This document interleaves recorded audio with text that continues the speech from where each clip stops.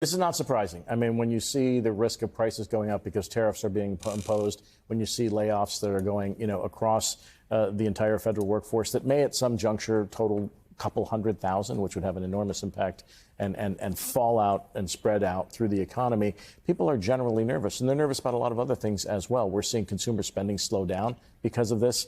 We're seeing some prices continue to rise. We're seeing countries retaliate, whether it's the European Union, whether it's China, whether it's Canada and Mexico. We're seeing all these uncertainties pile one upon the other. And so not only is consumer sentiment down, but inflation expectations are up.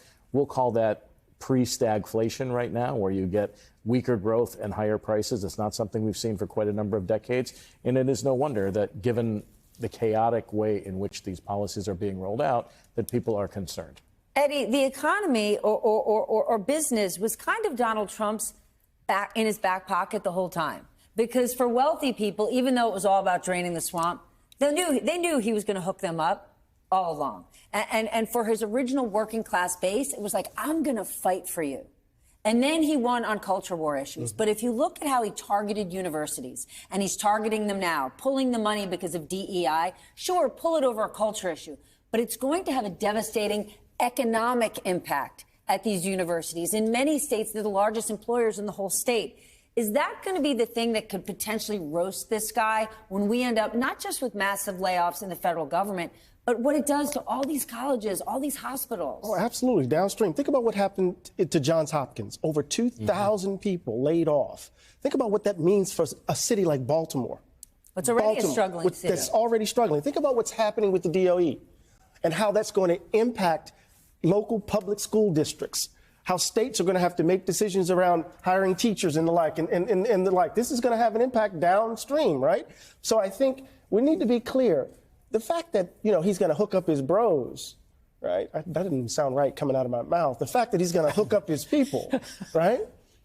Doesn't mean that people thought he was a good businessman. How many times did dude went bankrupt? Yeah, but they still saw him as that's business guy Donald Trump on the cover of magazines. Listen, that's a marketing ploy. Yes, I'm not saying he was a big business guy, but Donald Trump, being the guy on The Apprentice, told the American people, I'm your business guy. So I am in the weird emotional position of being nostalgic. Tell us. Being nostalgic for Jared Kushner. I've been talking about them for 2 days. Oh, good God. For 2 days. No, it's a strange emotional position. I've been saying this for 2 days. Matt Iglesias posted it last night. I'm like, God, don't you kind of miss Jared? Yes. My main theory of the case is that at some point, the people who rely on the stability of the U.S. economy to actually enrich themselves, don't they have to intervene at some point? Right now, it feels like we're in a car with a drunk driver. And as much as Jared Kushner and Steve Mnuchin were people who were objectionable in all sorts of ways, Ron, the idea was they were some sort of ballast. You've walked right into the soundbite that I had for you. Commerce Secretary Howard Lutnick, who does understand markets and the economy, here's what he said on Fox News of all places. They fact-checked him. You said on CBS that President Trump wants no taxes on people making below $150,000 annually. And our sources are saying that the Treasury Department doesn't have any plan to put that into action. No, that's taking it out of context. What we discussed was when the president balances the budget, his first move is going to be, he has suggested that he would like to waive taxes for people under $150,000. That's aspirational, that when we balance the budget. Are you kidding me? That he looked her square in the eyes and said, no. That's aspirational when we balance the budget and when pigs fly. There's this rhetoric that I also just laugh at now, where it's look, a dip in the stock market's good, actually. A recession is healthy. No. This is just you gotta sweat out a fever.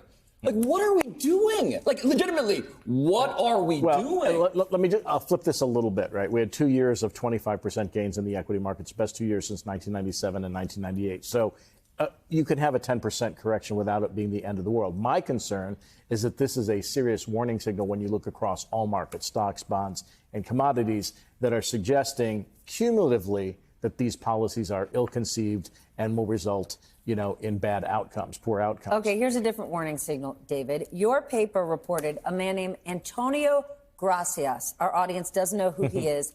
He's a big private equity guy and a longtime friend of Elon Musk. He has now been installed with a big role in the Social Security Administration. What in the world is a guy from the PE universe doing rooting around our Social Security? I mean, I don't know the answer to that, and God only knows. And I think one of the hallmarks of this administration, though, has been this idea that people who come from the tech world have these magical powers that can just solve all our problems. And it turns out, when you actually get down to doing difficult, complicated jobs and running big organizations, expertise matters.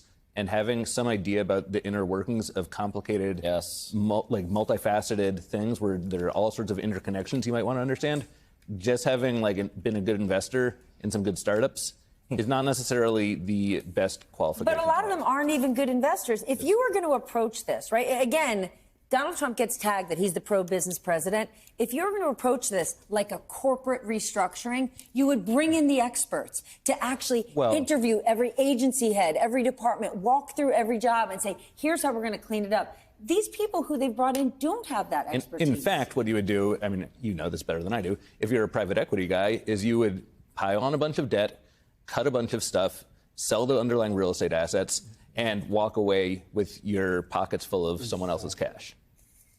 So what is he doing? Removing all about Social Security? I think he's launching meme coins, frankly. Okay, well, they actually... I would read Michael Lewis's piece that in the Washington Post. I believe it was from his book about how governments operate and how the experts within the CDC found a cure for a very young girl who was afflicted with a absolutely fatal illness and cured her because it was a series of steps across different departments and divisions that ultimately brought this wildly unexpected cure because there were experts who were paying attention, who were accessed, who found the information, and who went through a process to save someone's life. And this death of expertise that we're going through is extremely dangerous across every department that we have right now. You do know...